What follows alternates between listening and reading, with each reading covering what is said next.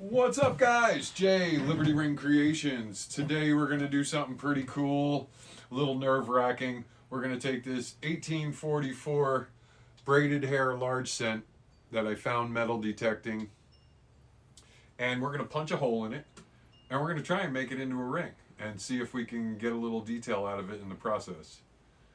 All right, guys, well, without further ado, let's get to it.